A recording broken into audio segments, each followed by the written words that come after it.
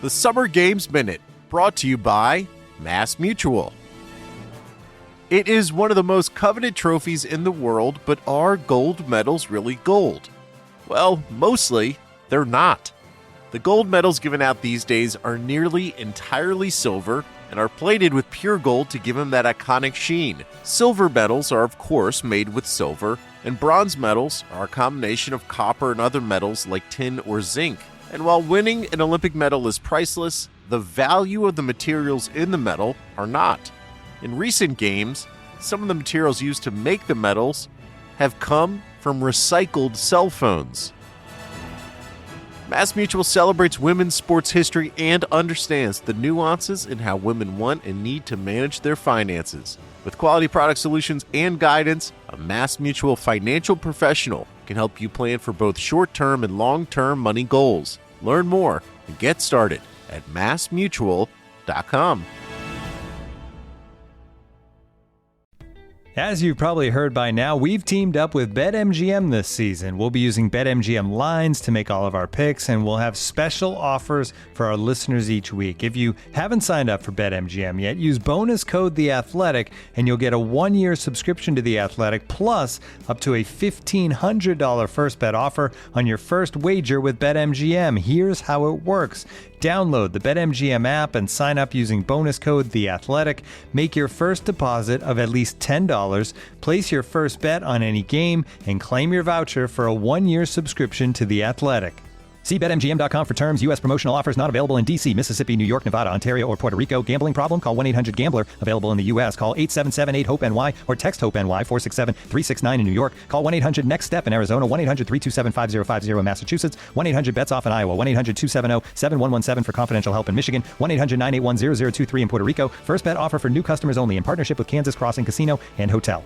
Don't forget, if you haven't signed up for BetMGM yet, use bonus code The Athletic, and you'll get a 1-year subscription to The Athletic, plus up to a $1,500 first bet offer on your first wager. Ryan Reynolds here from Mint Mobile. With the price of just about everything going up during inflation, we thought we'd bring our prices down. So to help us, we brought in a reverse auctioneer, which is apparently a thing. Mint Mobile Unlimited Premium Wireless. How to get 30, 30, bit to get 30, bit to get 20, 20, 20, bit to get 20, 20, bit to get 15, 15, 15, 15, just $15 a month? Sold! Give it a try at mintmobile.com/switch. $45 up front for 3 months plus taxes and fees. Promo rate for new customers for limited time. Unlimited more than 40 gigabytes per month. Slows full terms at mintmobile.com. The Athletic.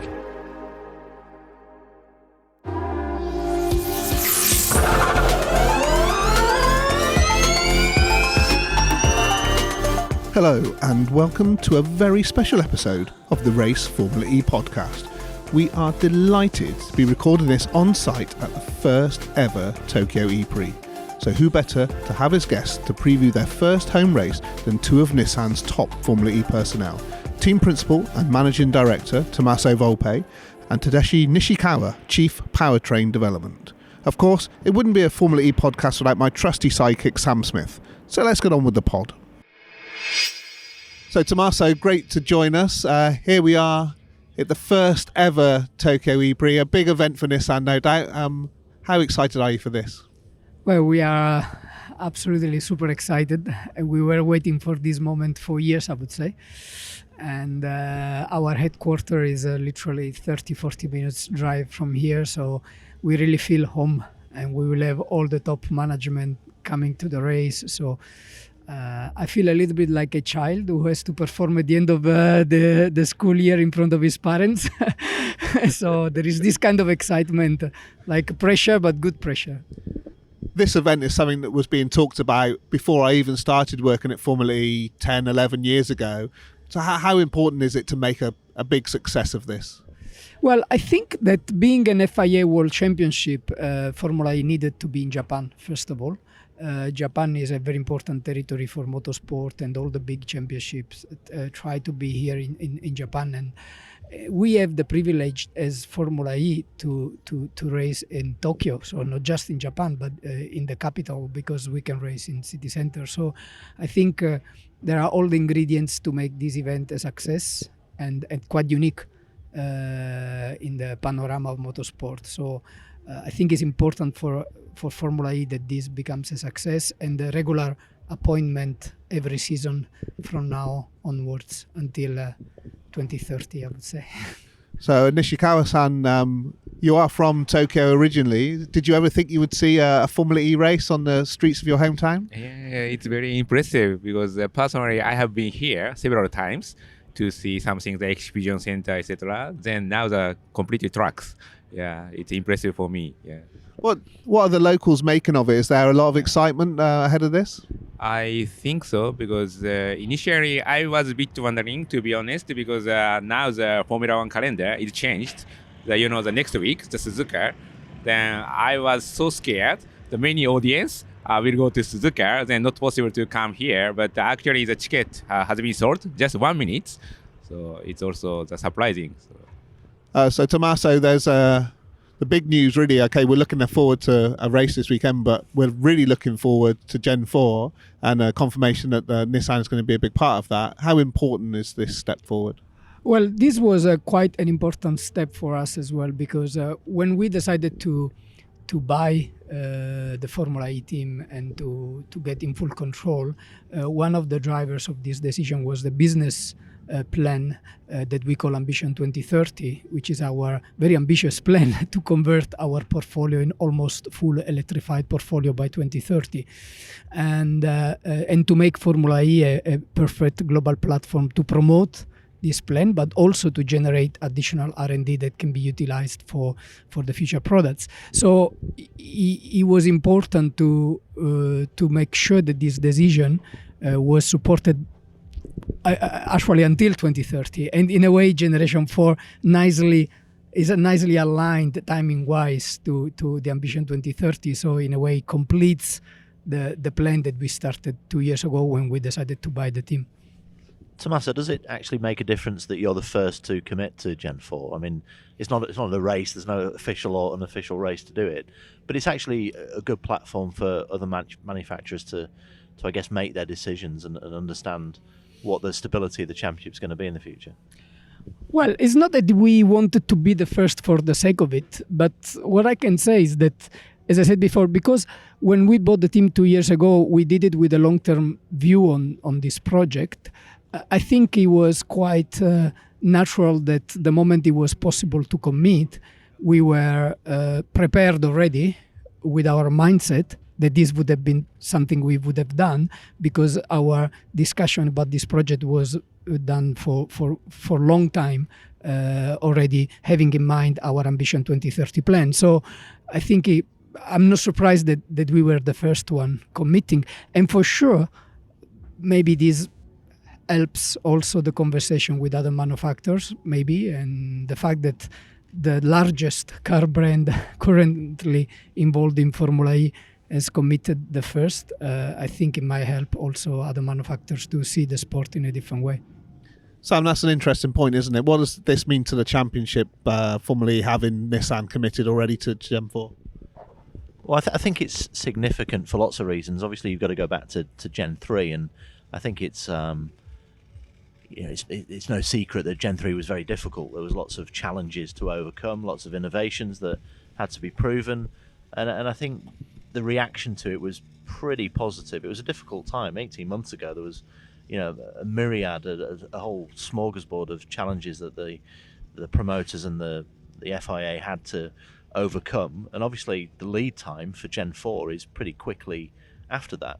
And what they've done is they've just given themselves a bit of time to see how they can change the processes. I mean, the tender processes went out pretty much immediately after Gen 3 sort of evidenced itself and got a bit of a stronger foothold in what it was trying to achieve.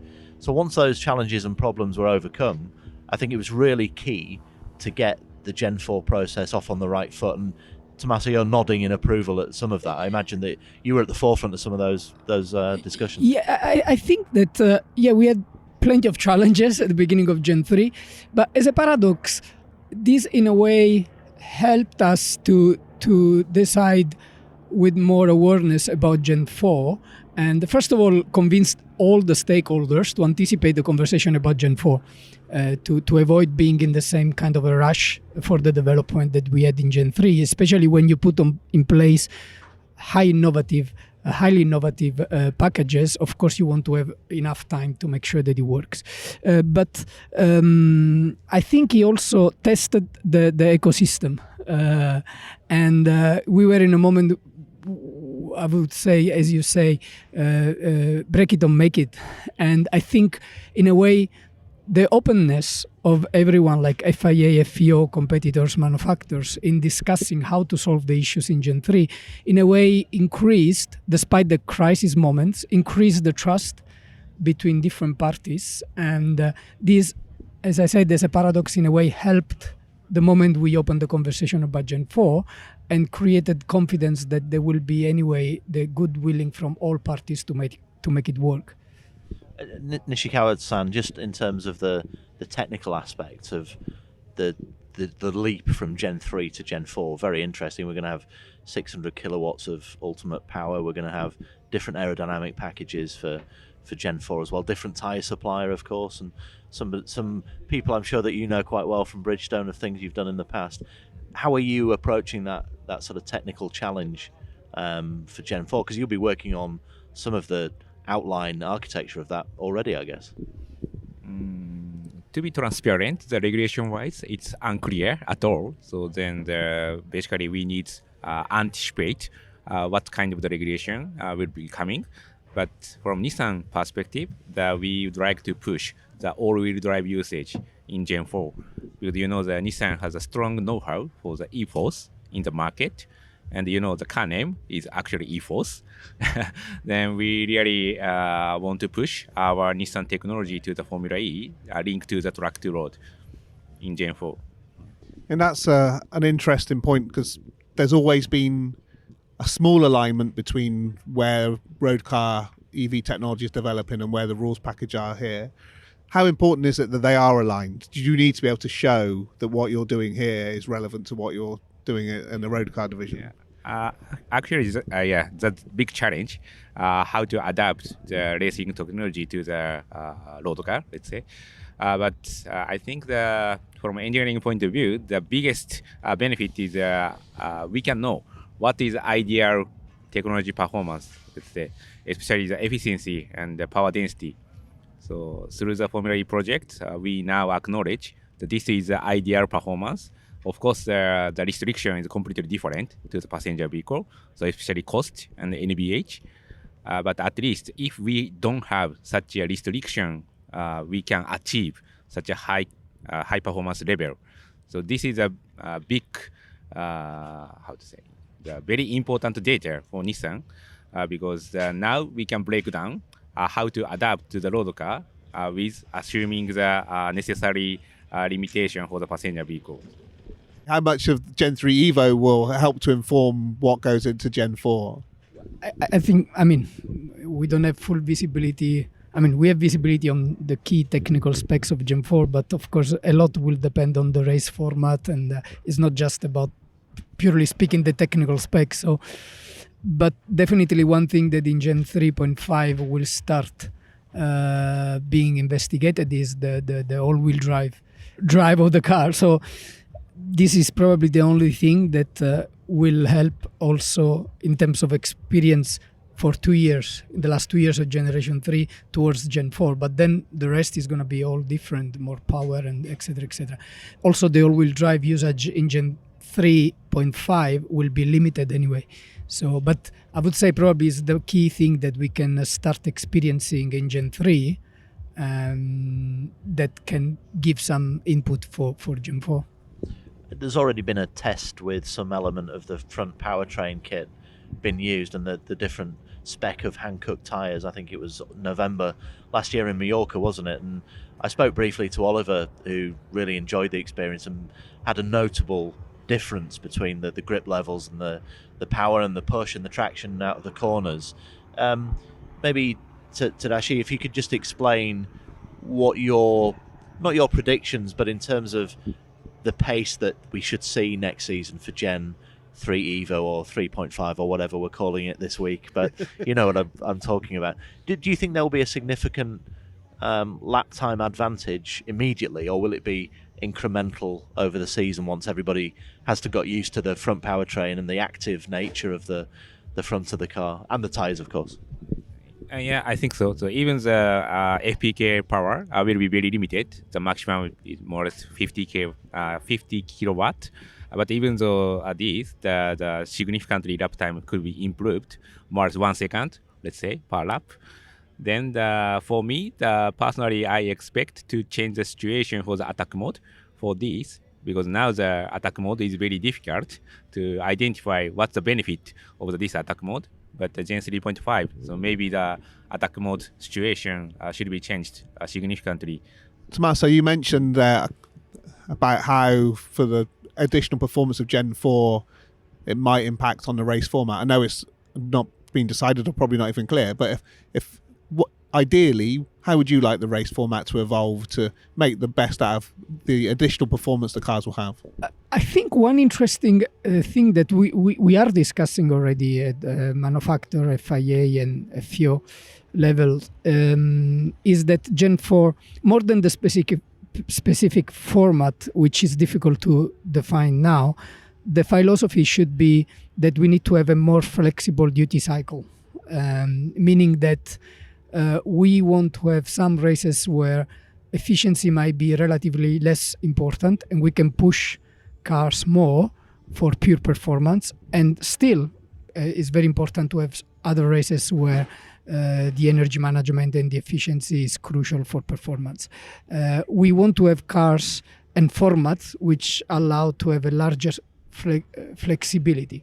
This means also maybe having permanent tracks that like we are having already now, but maybe some also more aggressive, faster permanent tracks, and then still some city centers. So because the narrative of electric vehicle and electric mobility in general in automotive is changing. It started with, obviously, as the first adoption territory for electric vehicles were city centers because of the range, etc., etc. But now the electrification is becoming more mainstream. So by the time we arrive to generation 4, also for manufacturers, the usage of electric vehicles will be given for granted everywhere. So is becoming less crucial to have mainly city centers in Formula E, because the narrative, the promotion of electric vehicles and the actual technical abilities of these vehicles will make them more usable everywhere. So the network, the charging network in key markets, etc., etc., etc. So is going to be more crucial to promote the flexibility of these vehicles, the fact that you can use them in different ways, in a very efficient way, but also in a very performing way. So do you envisage there being a situation where, say, for a street track, there's a slightly different race format to one where we go to a permanent circuit then? I don't know if the format in terms of sporting regulations will be different. This is something I wouldn't be against it, but I don't know if it will be the case. I don't know if it will be the case, but definitely the performance of cars. Like we might have races where efficiency will be less relevant, and races where efficiency will be crucial. We have already this sort of flexibility now, but it's very tight. Whilst what I'm saying is that the duty cycle of the energy in the car for Generation 4 should have a much wider spectrum of possibilities. You touched on it a little bit there, Tommaso, about I suppose what the future consumers are looking for in all electric cars, and obviously you hope that that's Nissan products. But we've seen you know I suppose the Tokyo drift element of the marketing that's gone on yesterday with Formula E, which was very cute, very I suppose of its time in terms of what it brings to an urban racing sort of situation. But as Jeff Dodds told us yesterday, there's going to be a big mix of circuits in the future. Do you think evidencing purely the acceleration seems to be something that really gets a hold of people? They did the record in London, of course, the Guinness Book of Records. Is that crucial for you as well? I mean, is that you talk about the efficiency, but is actually just getting that big marketing bang out there important to you as well? I think in this time, probably, yes, it's interesting. We always need to put things in perspective of the moment when we do them. Like in this moment, Formula E is doing a good job in promoting electrification as an exciting technology. And there are still many people, and probably the majority of them, thinking that electric vehicles are slow, wrongly. And so giving out some information like, look, the electric torque is so immediate that on the pure acceleration, an electric vehicle is unbeatable. Even a normal electric vehicle for road on the pure acceleration is impressive.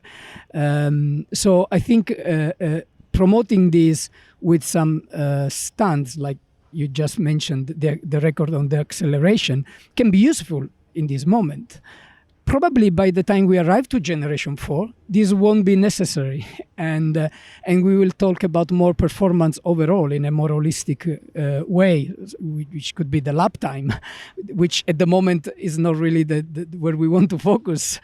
And so I think, obviously, the same way the technology is evolving, the promotion that comes with it will evolve. So you will be focusing on different elements. And I think it's not wrong at this moment to focus on the pure acceleration, because there are still many people not aware of the advantage of electrification on this specific aspect. Okay, so we've been looking forward to a future. Let's look to a much closer future. We have a race coming up on Saturday here. Obviously, the last race in Sao Paulo, both podium places held with Nissan powertrains. Is this some form that you're going to be keeping running over?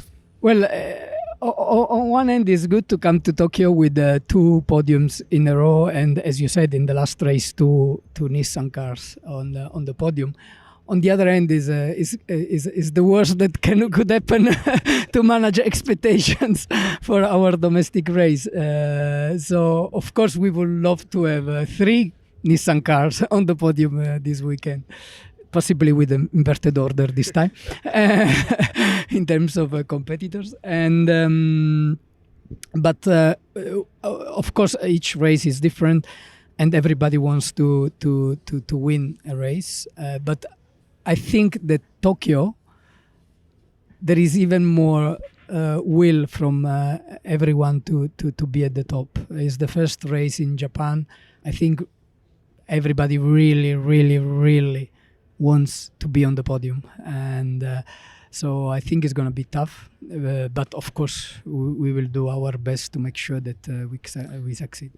Well, we wish you all the best of luck. I think the fans here will absolutely erupt if you're able to deliver that sort of result, and that's what we come here for, to see that. So thank you very much. Yeah, this is my point. I mean, they should let us go and win. I mean, it will be much better for the success of the event, because I'm sure the majority of the fans out there will support Nissan, so it would be beneficial for everyone. We're obviously, as you can hear, we're sat in the paddock. People are getting ready for the action to start tomorrow with free practice. Just noticed on your front wings, Tommaso, you've got a message there. It says on the end plate, sorry, not the end plates, the flaps of the wing. It says "We love," and then there's some Japanese typography. What's Tokyo. This was actually Nishikawa-san.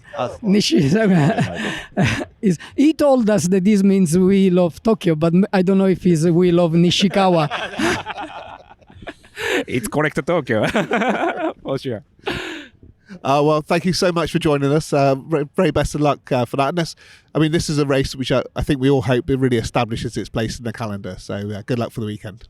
You know we love talking stats here at The Athletic. Here's one that's super simple to remember. Discover automatically doubles the cash back you've earned on your credit card at the end of your first year with Cashback Match. That means with Discover, you could turn $150 cash back to $300. That's right, you could put it towards some memorabilia you've had your eye on, or treat yourself to a premium sports network. You earn and Discover doubles. See terms at discover.com/creditcard. We'll get back to the pod in a moment, but first of all, let me tell you about Grammarly. Email, Google Docs, Slack, you write across multiple platforms and places during your workday, so delivering consistent, high-quality communication everywhere is key. Grammarly is an AI writing partner that helps you get work done faster with high-quality writing for better projects, proposals, presentations, and more. Best of all, Grammarly works where you work, so you can get more done no matter what tools you use. As a journalist and podcast host, I'm constantly writing and rewriting copy and drawing up scripts. It's part of the job, and Grammarly helps make it faster. It's got some really cool features like tone suggestions to help you strike the right balance between direct and friendly in work emails. Plus, Grammarly has a ton of other great features like advanced spelling, grammar, punctuation, and conciseness suggestions to ensure your writing is professional, mistake-free, and clear. Get AI writing support that works where you work. Sign up and download for free at grammarly.com/podcast. That's GRAMMARLY.com/podcast. Easier said, done.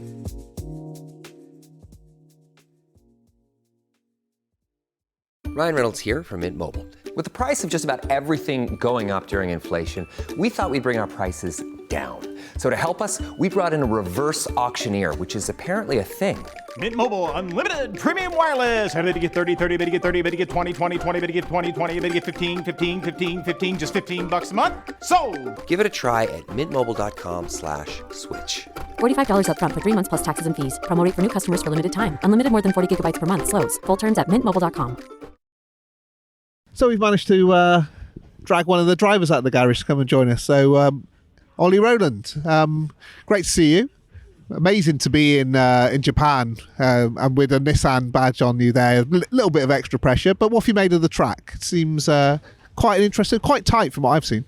Yeah, I mean, a couple of the drivers had tried it before we had and fed back that it was a little bit boring, slow, bumpy. Didn't like it, but honestly, like, I went on the sim and I loved it. Like, I think it's very technical. There is bumps, lots of corner by corner flow like required. I think it'll be a big challenge for us to put everything together. And it's more of a traditional Formula E track, you know, like maybe not quite like Hong Kong, but that type of circuit where the corners are quite slow. It's quite bumpy. You're gonna have to play with the walls a lot, but I think it's gonna be good fun. And I mean, the race might not be the most exciting race, but the quali laps are gonna be intense.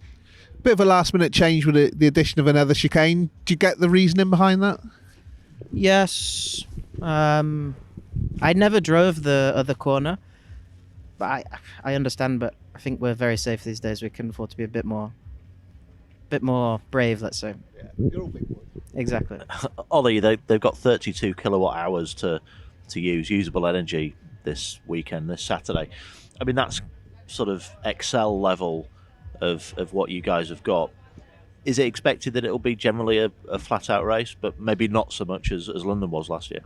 I think for the leader, no, but for everybody else, yes. So it's going to be one of them tricky races where I think ideally you want two of your cars at the front, and it's a big advantage. If you can have two cars in the top three, I think it becomes a big advantage because you can, let's say, maybe strategically position yourself to not lead the whole race. I think for the leader, it'll be tough to do the whole race out front and not be passed, but I think for everybody else, be quite straightforward, almost flat out race type of thing, or not flat out, but very difficult to pass in the pack.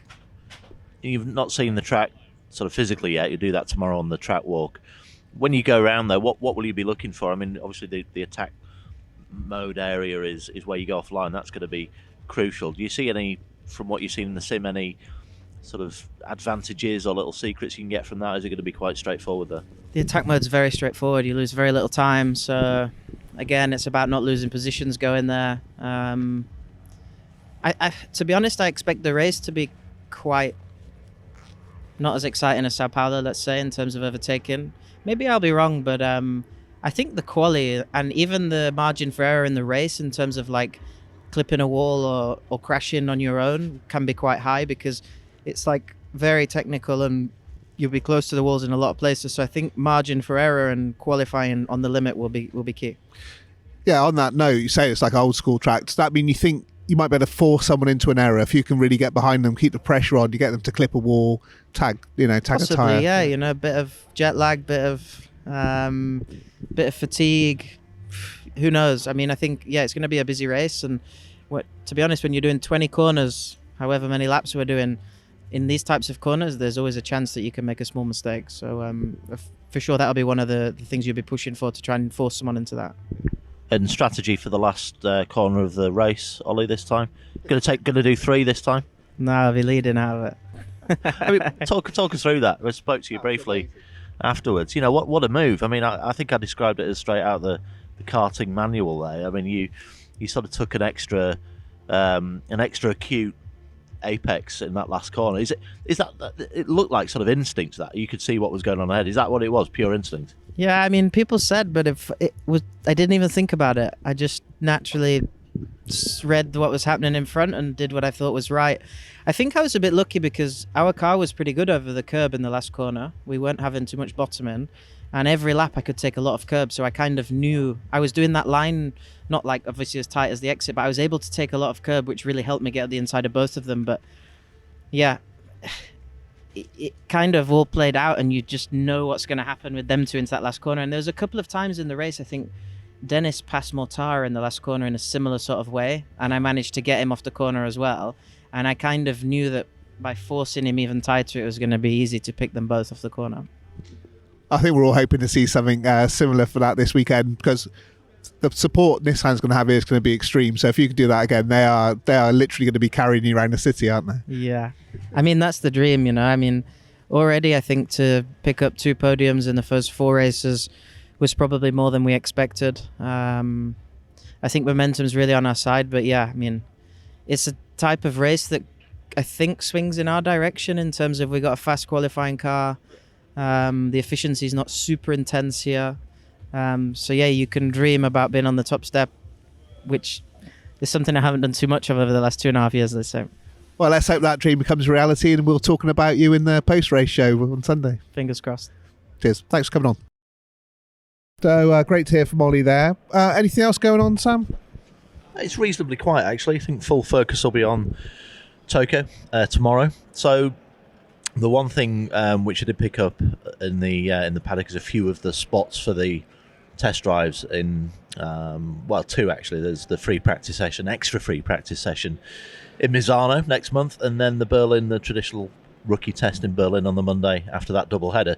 So Robert Schwartzman will be driving for DS Penske as he did last season, and Jack Crawford, Formula 2 driver. Oh, interesting.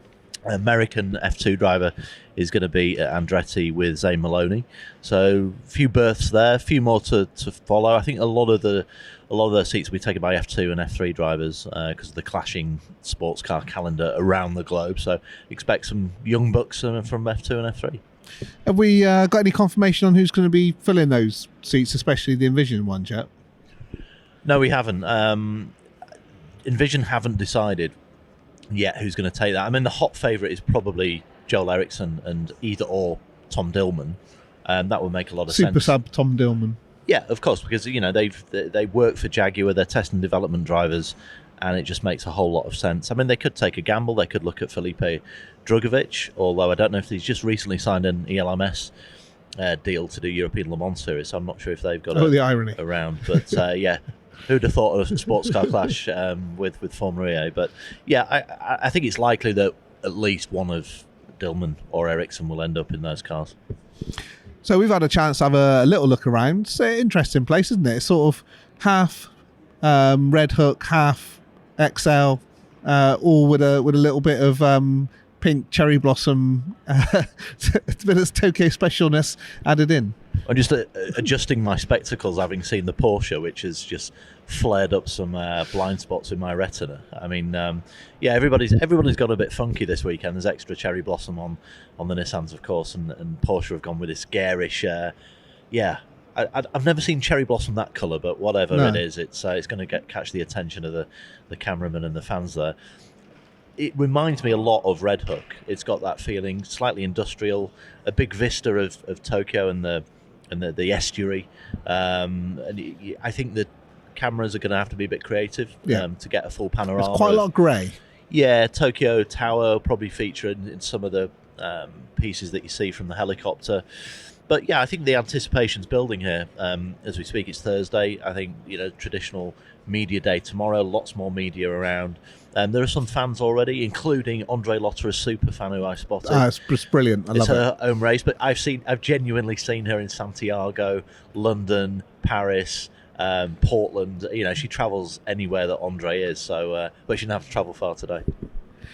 Cool. Well, unless you've got anything else, I think we can look forward to the race, and we'll catch up. Scratch that bit, Johnny. Anything else, Sam? Well, the big news today is that there's going to be a new manufacturer in the championship. Yes, we're going to save that though, aren't we, for the post-race special? We're going to do an extensive interview with Mark Preston, who's part and parcel of that team principal from the DS to Cheetah Days. A couple of titles in his bag, so it's a proper effort. This with Lola, a great name, one that's got emotional ties to me, having worked there for 10 years. Indeed, yeah. Quite pleased. Not that you ever mention it, obviously. Quite pleased to see the yellow and blue back of Lola. Of course, Yamaha, their first program since F1 back in 1997, of course, that memorable year with Damon Hill. Good stuff. Well, all that to look forward to, and hopefully a very exciting race when we record our post-race podcast. I think we're going to do it here as well, so we're really taking advantage of the fact we're in time. So, yeah, speak to you soon. Goodbye.